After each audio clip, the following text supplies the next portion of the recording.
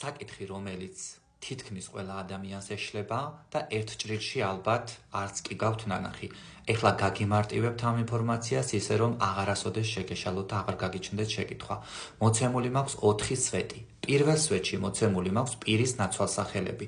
ანუ განსხვავებები და მსგავსებები უნდა დავინახოთ და აღარ გაგიჩნდებათ შეკითხვა, იქნება ძალიან მარტივი თქვენთვის.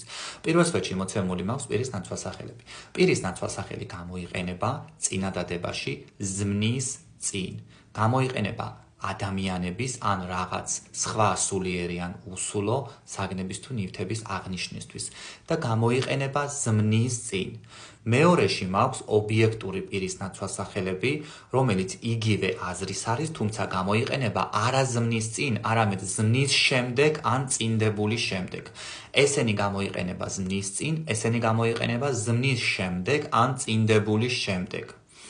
შემდეგი მესამე სვეტში და მეოთხე სვეტში მაქვს კუთვნილების გამომხატველი სიტყვები.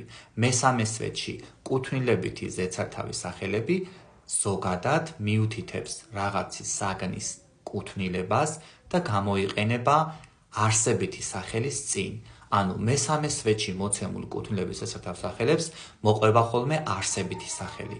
მეოთხე სვეტში მოცემულ კუთვნილებით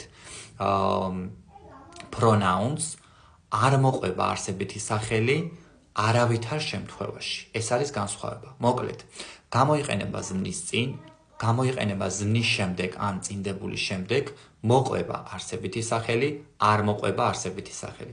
სულ ეს იყო მეგობრებო, მოიწონეთ ვიდეო და გამოიწერეთ აუცილებლად ჩემი გვერდი.